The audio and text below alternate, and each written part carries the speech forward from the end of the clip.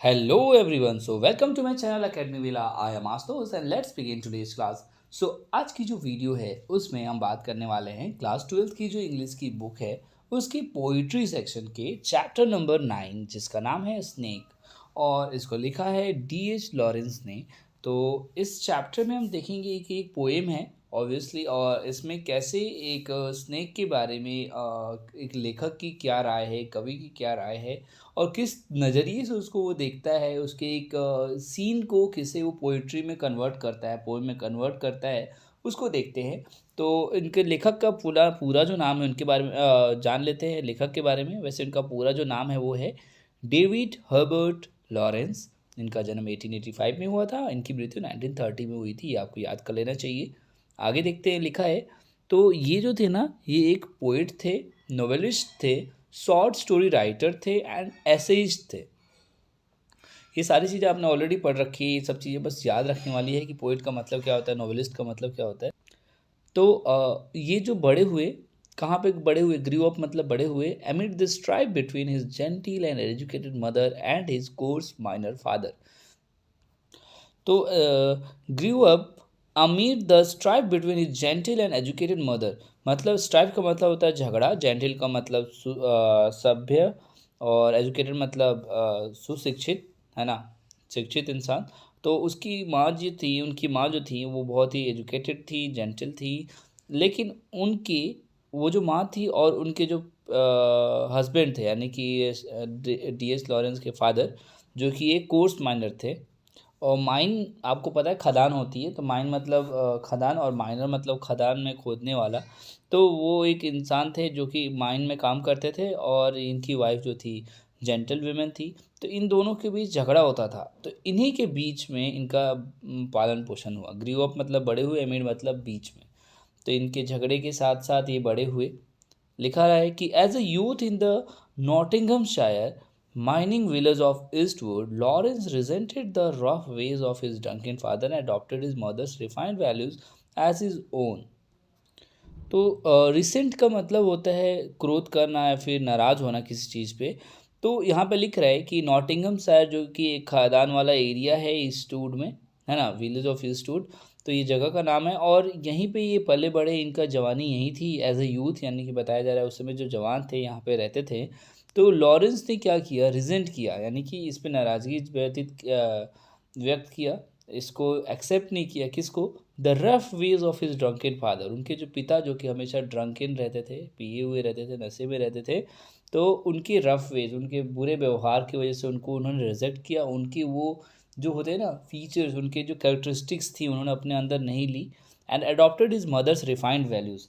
और उसके बजाय उन्होंने क्या किया, अपनी माँ की जो धार्मिक यूँ कह लीजिए या फिर पवित्र जो उनकी कहते हैं वैल्यूज़ थे, यानी कि यूँ कह लीजिए सिद्धांत थे, कह लीजिए, उनको उन्होंने अडॉप्ट किया अपनी माँ के सिद्धांत को।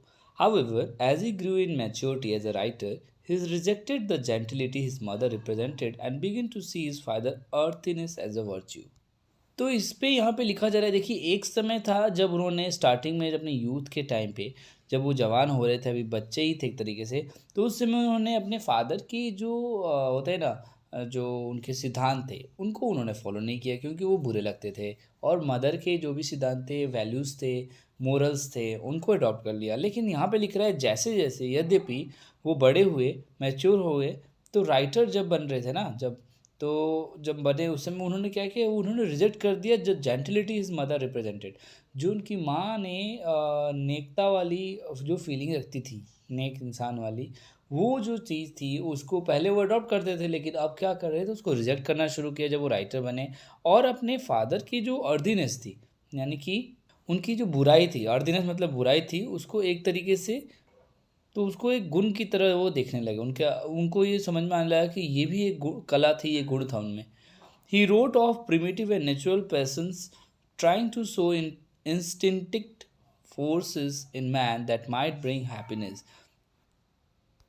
वो ये लिखते हैं कि ही रोट ऑफ प्रिमिटिव मतलब प्रारंभिक दौर की जो चीज़ें थी, है ना, मतलब प्राचीन जो चीज़ें थी और जो नेचुरल प्राकृतिक जो पैशन, जो जुनून होता है लोगों का, उसके बारे में, और साथ ही साथ वो इंस्टिक्ट स्वाभाविक मतलब यूँ कह लीजिए इंस्टिक्टिव फोर्स, मतलब स्वाभाविक जो बल होता है इंसान के अंदर, उन सब पे उन्होंने मतलब उसके ज़रिए हैप्पीनेस, खुशियाँ लोगों के बीच लाने की कोशिश की। ब्रिंग हैप्पीनेस, ठीक है। In his writing he emerge as the champion of instinct. यहाँ पे बताया जा रहा है कि उनकी राइटिंग्स, यानी कि उनकी जो ये भी लेखन कला थी ना, उसके ज़रिए वो लोगों को ये समझा पाएँ कि देखिए ही इमर्ज्ड, वो उभर कर आए as a champion of instinct. Instinct मतलब स्वाभाविकता, यानी कि स्वाभाविकता, अगर स्वाभाविक तौर पे देखा जाए तो बातें सच ही निकलती थी उनकी। तो उनकी राइटिंग्स में ये एक कला थी, एक पैशन था लोगों के लिए, पैशन था कि लोग समझ पाते थे, वो समझते थे, जुड़ पाते थे कि इनकी सारी बातें स्वाभाविक रूप से सही है। तो हिज इम्पोर्टेंट वर्क्स कुछ हैं जो कि आपको याद रखने हैं। एक कलेक्शन ऑफ पोएम्स 1909 में आया था, द वाइट पिकॉक 1911 में, The Trespasser 1912, Sons and Lovers 1913, The Rainbow 1915, Plumed Serpent 1926, Lady Chatterley Lover 1926। तो ये सारी कुछ इनकी इम्पॉर्टेंट वर्क्स थे जो आपको याद रखने चाहिए। In the present poem snake, ये जो प्रेजेंट पोएम है, अभी का जो पोएम हम जो पढ़ने जा रहे हैं Snake, Lawrence exalts the values of primitive life and denounces the shams and artificialities of modern civilized life. Exalts का मतलब होता है जोर डालना, प्रदर्शित करना। तो लॉरेंस क्या करते हैं इस कविता के जरिए, प्रदर्शित करना चाहते हैं the value of primitive life, जो प्राचीन समय की जो जीवन शैली थी उसकी जो वैल्यूज़ थे उसको वो प्रदर्शित करना चाहते हैं। And denounces the shams of artificialities of modern civilized life. और उसके साथ साथ जो ये आधुनिक सभ्य जो लाइफ लोग कहते हैं, है ना, उसको उसकी जो आधुनिकता है ना, मॉडर्न जो सिविलाइज्ड लाइफ आज हम जी रहे हैं, उसकी जो आर्टिफिशियलिटीज़ हैं उस पे वो उसको नकारते हैं। डिनाउंस मतलब उसको नकारते हैं, राइट। तो एक तरीके से ये कैसे करते हैं, चलिए देख लेते हैं इस पोएम के जरिए। स्टार्ट होता है यहाँ से पोएम, लिखा है snake came to my water trough on a hot day and I in pyjamas for the heat to drink there.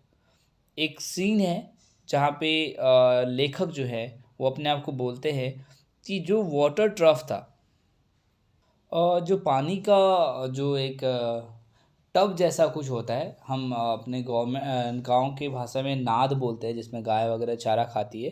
तो snake came to my water trough, मेरे पानी के एक नाद के पास जो एक सांप था वो आया। ऑन ए हॉट डे, एक बहुत ही सनी डे था, बहुत ही गर्म दिन था, और मैं जो था पैजामा में था, मैंने गर्मी की वजह से ऑब्वियसली आदमी पैजामा में होता है, टू ड्रिंक देयर, मैं भी वहाँ पे पानी पीने जा रहा था, और वहाँ पे सांप भी आया पानी पीने के लिए, ऑफ कोर्स आया, है ना। In the deep strange scented shade of the great dark carob tree I came down the steps with my pitcher and must stand and wait for there he was at the trough before me. तो बोला जा रहा है ये carob tree जो है ना, ये यूरोप का एक बहुत बड़ा विशाल काय पेड़ होता है। तो इस कैरब ट्री के ग्रेट डार्क शेडो में, है ना, स्ट्रेंज शेड, विचित्र छाया में, वहाँ पे बहुत घना तरीके से, कहते हैं ना, ठंडक थी एक तरीके से, इसी वजह से वहाँ पे वो सांप आया। आई केम डाउन, है ना, the steps with my pitcher मतलब होता है घड़ा। तो लेखक बोलते हैं, है ना, लॉरेंस सर बोलते हैं कि वो अपने घड़े के साथ वो भी पानी भरने के लिए आए थे नीचे सीढ़ियों से। And must stand and wait for there he was at the trough before me, और वो क्या देखते हैं, बिफोर मी, यानी कि उनसे पहले वो सांप पहले आया हुआ है, तो वो चुपचाप एक जगह खड़े होकर उस सांप को देखते हैं, वो वेट करते हैं। मस्ट स्टैंड एंड वेट, उन्हें रुक कर वेट करना चाहिए। He reach down from a fissure in the earth wall in the gloom. यहाँ पर लिखा जा रहा है, ये किसके बारे में बात की जा रही, ही, ये सांप के बारे में लेखक बोलते हैं। He reach down from a fissure in the earth wall in the gloom and trailed his yellow-brown slackness soft-bellied down over the edge of the stone trough and rested his throat upon the stone bottom। तो fissure का मतलब होता है दरार या फिर छिद्र बोल लीजिए, छेद, और ग्लूम का मतलब होता है अंधेरा। तो कहा जा रहा है ना, कि ये जो सांप था वो वहाँ तक कैसे पहुँचा था, तो जो दीवार की दरार थी अंधेरे में, उसी के जरिए वो होकर अपने पीले सुनहरे एक तरीके से ब्राउन स्लैकनेस्ड उसकी जो पूंछ थी। ट्रेल्ड का मतलब होता है एक तरीके से सरक कर आना, है ना, घसीट के आना, तो घसीटते हुए वहाँ तक पहुँचा था, है ना। Over the edge of the stone trough, जो पत्थर का बना हुआ पानी का घड़ा जैसा था, है ना, नाद था, उस पे उसके एज एज मतलब किनारे तक सांप पहुंचा हुआ था। सीन समझिएगा अच्छे से, सब चीज़ समझाया जा रहा है। तो वहाँ तक वो सांप जैसे तैसे पहुंचा था। And rested his throat, throat मतलब गला, अपॉन द स्टोन बॉटम, और अपने गले को एक तरीके से होता है ना टिका देना, तो वो उस पत्थर के एज पे, है ना, जो नाद थी उसके एज पे उसने टिकाया हुआ था। आगे देखिए। And where the water had dripped from the tap in a small clearness, है ना, he sipped with his straight mouth. Dripped का मतलब होता है टपकना, है ना, और सिप का मतलब होता है ना चुस्की लेकर पीना, धीरे धीरे पीना। तो कहा जा रहा है जहाँ से सॉरी, जहाँ से नल से पानी की बूंदें टपक रही थी ना, है ना, बहुत साफ साफ, तो he sipped with his straight mouth, जो सांप था वो अपने मुंह से सीधे सीधे उस पानी को पी रहा था, चुस्की लेके धीरे धीरे। Softly drank through his straight gums, अपने मसूड़ों से सीधे सीधे वो पी रहा था बहुत प्यार से। Into his slack long body, उसकी जो बहुत ही होती है ना, यू कैन से कि ढीला शरीर जो था, उसके थ्रू वो पूरा अपने शरीर में पानी को लिए जा रहा था साइलेंटली, बहुत चुपचाप। Someone was before me at my water drop and I like a second Qamar waiting. तो लेखक का देखिए नज़रिया कैसा है। लेखक कह रहे हैं कि मुझे उस सांप के लिए रुकना चाहिए था, क्योंकि मेरे वाटर ट्रफ पे भले ही कोई और आया है पानी पीने, तो मुझे रुकना चाहिए था, और वो मेरे लिए मेरा पहला अतिथि था। मेरे से पहले आया तो भाई पानी उसे पीना चाहिए, तो इसलिए मैंने उसे पानी पीने दिया, मेरे से पहले आया था। And I like a second comer, मैं दूसरा बंदा था जो उसके पीछे पीछे आया था, तो मुझे वेट करना चाहिए, ऐसा लेखक बोलते हैं। ठीक है, आगे देखिए। He lifted his head from his drinking as cattle do and looked at me vaguely. सांप के बारे में बताया जा रहा है। लेखक कहते हैं कि वो उसने ना अपना पानी पिया और अपना सिर को उठाकर, जैसे मवेशी जो होते हैं, जो गाय वगैरह होते हैं, जब अपना खाना वाना खाते हैं थोड़ी थोड़ी देर पे अपने सिर को उठा के इधर उधर चारों तरफ देखते हैं, ऐसे ही उस सांप ने भी किया। तो जैसे मवेशी करते हैं ना, वैसे वो भी सांप जो है पानी पीने के बाद अपना सिर उठाया, लिफ्ट किया और इधर उधर देखा एक बार। And looked at me vaguely, vaguely मतलब होता है कि बिल्कुल लापरवाही से एक बार मेरे तरफ भी उसने देखा। एज ड्रिंकिंग कैटल डू, जैसे भी पानी पीते हुए मवेशी करते हैं वैसे उसने भी किया। And flickered his two fork tongue from his lips and mused a moment. और उसने उसके ऑब्वियसली आपको पता है उसके जो सांप के जो जबान होती है, एक तरीके से कह लीजिए उसकी जीभ जो होती है, जो कि बिल्कुल ऐसे दो पॉइंटेड होती है, बीच में गैप होता है और दो साइड से पॉइंटेड होती है, कांटे की चम्मच जैसे, है ना, टू फॉर्क टोंग जैसा। उसने अपनी जीभ लपलपाई एक तरीके से, एंड म्यूज ए मूवमेंट, और एक तरीके से मुझे होता है ना, मतलब मनन किया, मेरे देखकर मेरे सामने उसने एक तरीके से एक मूवमेंट, एक पल के लिए मेरे तरफ देखा। And stooped and drank a little more. Stooped का मतलब होता है फिर से झुका, है ना, फिर से झुका और फिर से पानी थोड़ा और पिया, लिटिल मोर।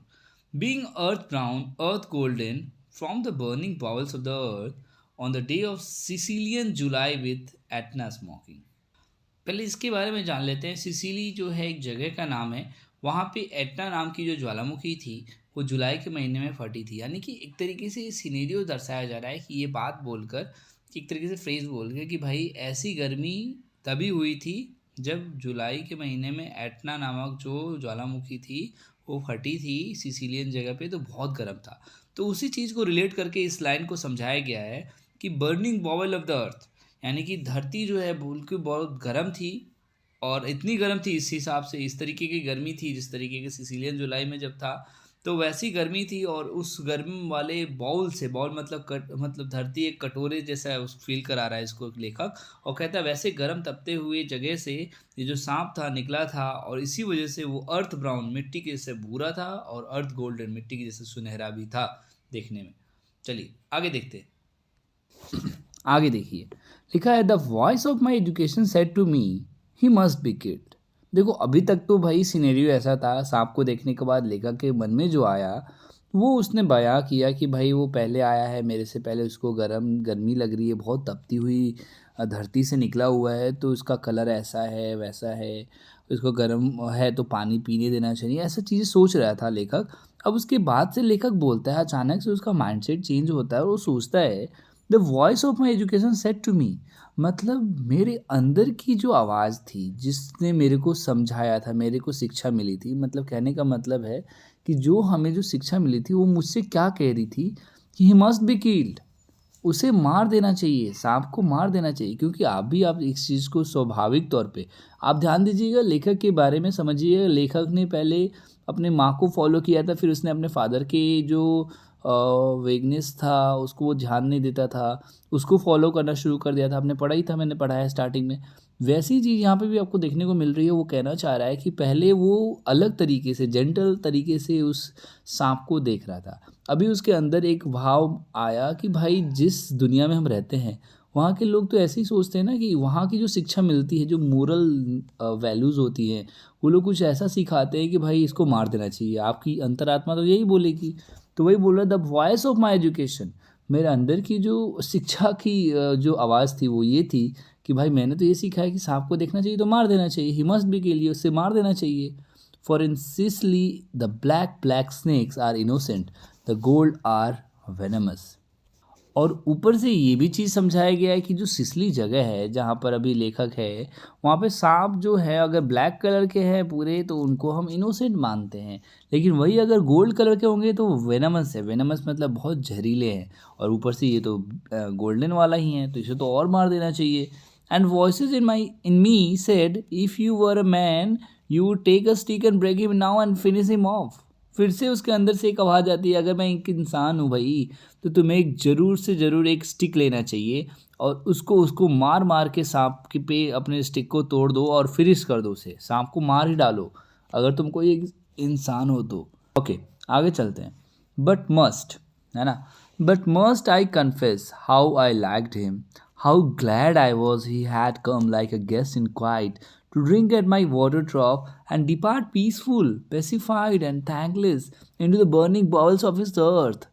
है ना, कहा जा रहा है, लेखक ने बोला बट मस्ट आई कन्फेस, लेकिन मैं ज़रूर से ज़रूर इस चीज़ को कन्फेस करना चाहता हूँ, स्वीकार करना चाहता हूँ कि मैं उस सांप को कितना पसंद किया मैंने, कि मैं कितना खुश था, हाउ ग्लैड, मैं कितना खुश था, I was, he had come like a guest in quite, बिल्कुल चुपचाप वो एक गेस्ट के भांति आया सांप, चुपचाप मेरे वाटर ड्रॉप से पानी पिया एंड डिपार्ट पीसफुल, बहुत शांति से वो चला भी गया। डिपार्ट मतलब चले जाना, पेसिफाइड, right.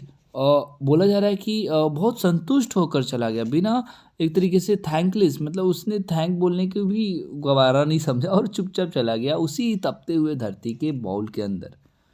Was it cowardice that I dare not kill him. अब देखो फिर से उसके अंदर सवाल उठना शुरू हो गए। कवर्डिस मतलब कायरता, कि क्या ये कायरता थी मेरी कि मेरी हिम्मत नहीं उसे मारने की। वॉज इट परवर्सिटी, परवर्सिटी मतलब क्या ये एबनॉर्मलिटी थी, मेरे अंदर की विकृति थी, that I long to talk to him, जो कि मैं बस उसको बहुत देर तक, बहुत समय तक, है ना, लॉन्ग मतलब मैंने डिज़ायर ही नहीं की, I long to talk him मतलब उससे बात करने की इच्छा जाहिर कर ली थी अपने अंदर। क्या ये मेरी एबनॉर्मलिटी थी? Was it humility to feel so honoured, और ये क्या मेरी विनम्रता थी कि मैं इतना ऑनर्ड फील कर रहा था। आई फील्ड सो ऑनर्ड, बहुत प्रतिष्ठित तरीके से अपने आप को फील कर रहा था। And yet this voices, if you are not afraid you would kill him. तो अंदर से एक और फिर से आवाज़ आए जा रही है, इफ़ यू नॉट अफ्रेड, तुम अगर डरे नहीं ना भाई तो फिर उसे तुम्हें मार देना चाहिए था। And truly I was afraid, I was most afraid, but even so honoured still more that he should seek my hospitality from out the dark of the secret earth. देखो यहाँ पे लेखक कहना चाह रहे हैं कि सच में बताऊँ तो मैं डरा हुआ था, आई वॉज ट्रूली अफ्रेड, मतलब सच में मैं उससे डरा हुआ था। बट इवन सो, बट उससे ज़्यादा मैं बताऊँ तो मैं बहुत ज़्यादा गौरवान्वित फील कर रहा था, ऑनर्ड फील कर रहा था। क्योंकि वो ऐसा फील इसलिए कर रहे थे ना, क्योंकि उनको ऐसा लग रहा था कि वो जो सांप था उनके घर जो आया था वो एक तरीके उनके लिए मेहमान के रूप में आया था और उनने उसको हॉस्पिटैलिटी दी, मेहमान नवाजी उसकी की। जो कि बहुत ही डार्क, अंधेरे और बिल्कुल सीक्रेट अर्थ से निकल कर आया था उनका गेस्ट, उसको उन्होंने हॉस्पिटलिटी दी थी। इस वजह से वो गौरवान्वित महसूस कर रहे थे। चलिए आगे देख लेते हैं और क्या लिखा है पैराग्राफ में। लिखा है, he drank enough and lifted his head dreamily as one who has drunken and flickered his tongue like a forked night on the air so black seeming to lick his lips. तो लेखक जो है ना सांप के बारे में फिर से बात छेड़ता है। ही ड्रैंक इनफ, जो सांप था उसने भरपूर पानी पिया, इनफ बहुत ज़्यादा पानी पिया। लिफ्टेड हिज हेड, अपने सिर को उठाया। Dreamily as one who is drunken, ऐसा होता है ना जब पानी पीने के बाद हमें ऐसा फील होता है कि अरे यार बहुत नशे नशे सी चढ़ गई है हमें, तो ऐसा फील कर रहा था सांप। ऐसा लेखक को लग रहा था कि वो अपने सिर को उठाया और बिल्कुल झूमता हुआ शराबी की तरह, है ना, सपने में खोया हुआ वहाँ से चल पड़ा था। And flickered his tongue like a fog night on the air so black, अंधेरा था और उस वजह से उसने ऐसा फील किया कि जो सांप है वो अपने सांप को फ्लिकर कर रहा है, इधर उधर हिला रहा है और साथ ही साथ seeming to lick his lip, और ऐसा लग रहा है अपने होठों को चूमना चाह रहा है ना, चाटना चाह रहा है शायद।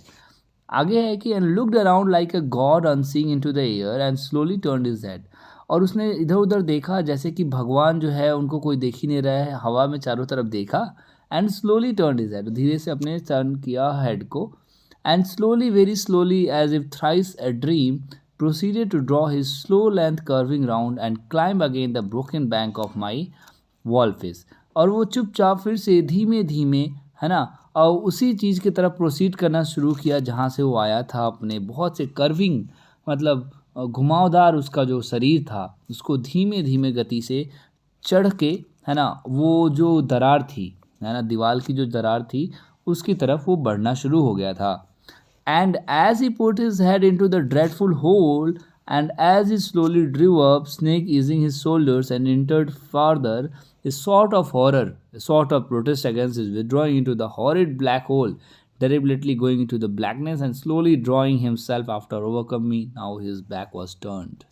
तो कहा जा रहा है कि जैसे ही उस सांप ने अपने सिर को उस ड्रेडफुल, बहुत ही डरावने उस बिल में रखना शुरू किया, और धीरे धीरे जैसे जैसे वो अपने कंधों को अंदर लेकर जाते गया, बहुत अंदर तक लेते गया, तो अब देखिए लेखक के साथ क्या होता है ना कि वही वाली चीज़ कि आप तो भाई इस दुनिया के हो, और आप तो मतलब आपके अंदर तो ये था ही नहीं कि आपने सांप को मारा नहीं, आप डर गए, आप कॉवर्डियस हो। तो ऐसा मन में फीलिंग होने लगी थी जब सांप धीरे धीरे अंदर जाने लगा था ना। A sort of horror, a sort of protest, मतलब विद्रोह मेरे अंदर जाग रहा था, एक डर समा रहा था मेरे अंदर कि क्यों नहीं मैंने उसको मारा सांप को। Deliberately going into the blackness and slowing drawing himself after. तो और एक बात और भी थी, डेलिबरेटली मतलब जानबूझ के वो जो सांप था ऑब्वियसली अंधेरे की तरफ जा रहा था, और स्लोइंग ड्रॉइंग हिमसेल्फ, और धीरे धीरे अपने आप को घसीट कर अंदर ले जा रहा था। Over came me now his back was turn, मतलब अब जो उसका पीठ था वो मेरे तरफ था। I looked round, I put down my pitcher, I picked up a clumsy log and threw it at the water trough with a clatter. देखिए तभी क्या होता है, मैं अपने चारों तरफ देखता हूँ। कौन? लेखक बोलता है कि मैंने अपने चारों तरफ तभी देखा।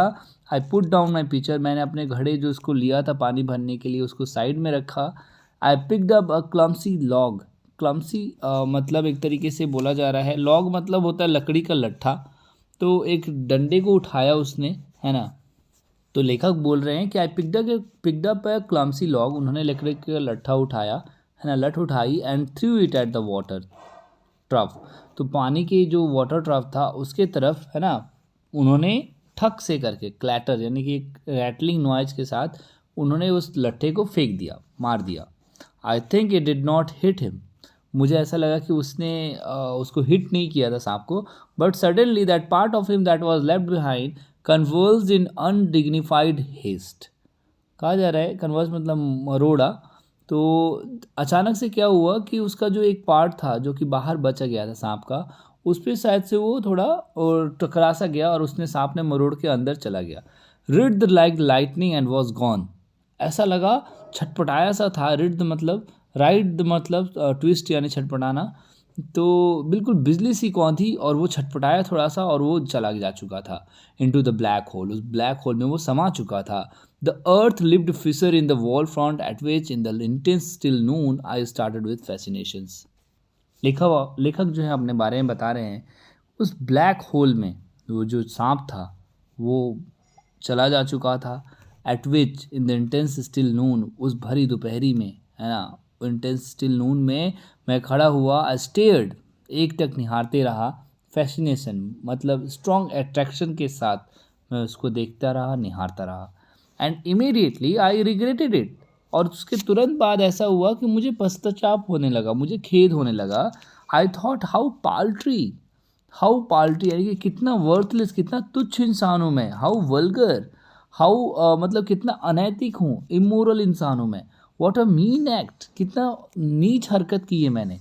आई despise myself and the voice of my cursed human education. लेखक को एक तरीके से अपने आप से घिन आने लगे। डिस्पाइज मतलब अपने आप से घिन आना, है ना, अपने आप पे उनको घिन आने लगी। And my voices of my accursed, acres का मतलब होता है शापित। तो कहा जा रहा है कि जो समाज से ह्यूमन एजुकेशन जो मुझे मिला था, जो कि बहुत शापित था, है ना, उससे उनको डिस्पाइट यानी उसको उनसे घृणा हो गई। अपने आप से ऑब्वियसली घृणा होने लगती है कि भाई ये क्यों किया मैंने। And I thought of the albatross, और and I thought of the albatross. Albatross एक बहुत बड़ा पक्षी होता है, समुद्री पक्षी, कि उनको एक अचानक से कुछ और किस्सा याद आ गया कि जैसा उन्होंने एल्बैट्रस के साथ किया था। And I wished he would come back my snake, और उसके बाद से वो विश करने लगे, सोचने लगे कि काश वो सांप फिर से आ जाए, राइट। और फिर क्या होता है ना, आगे देखते हैं। For he seemed to me again like a king, फिर से वो सांप जो है राजा की तरह एक तरीके से आए मेरे लिए। तो एक तरीके से राजकुमार ही था जिसको मैंने इतना तवज्जो दिया कि पानी पिया उसने। फिर से वो एक किंग की तरह आए, like a king in exile, है ना, जैसे देश से निष्कासित। इन एक्साइल का मतलब होता है देश से निष्कासित जो होते हैं ना, वैसा एक राजा दोबारा आए। अनक्राउंड इन द अंडरवर्ल्ड, है ना, इस अंडरवर्ल्ड में बिना क्राउन कराए, बिना ताज के आए। क्राउन मतलब ताज होता है। Now due to be crowned again, ताकि उसको फिर से क्राउन पहनाया जाए, मतलब मैं उसको ताजपोशी करूं। And so I missed my chance with one of the lords, जो कि मैंने ये चांस ऑलरेडी मिस कर दिया है मेरे अपने भगवान के लिए of life. And I have something to expiate a pettiness. Expiate का मतलब होता है पश्चाताप करना, पेटिनेस का मतलब तुच्छता। तो वो कहता है कि मुझे अपने तुच्छता पे पश्चाताप है और मैं उसको सुधारना चाहता हूँ। इसलिए वो सर जो सांप है एक तरीके से एक मेरे भगवान के रूप में आना चाहिए, उसका मैं ताजपोशी करूँ, उसको फिर से राजा की तरह रखूँ। तो इस तरीके से ये पोएम को उन्होंने दूसरे लहजे में समझाने की कोशिश की है। तो आशा करता हूँ आपको समझ में आया होगा। आपको अगर कोई क्वेरी है मुझे कमेंट सेक्शन में लिख के जरूर पूछें। मिलते हैं फिर नेक्स्ट वीडियो में। तब तक अगर वीडियो अच्छी लगी तो लाइक शेयर सब्सक्राइब करना बिल्कुल ना भूलें। तो फिर तब तक के लिए stay home stay safe. Thank you so much.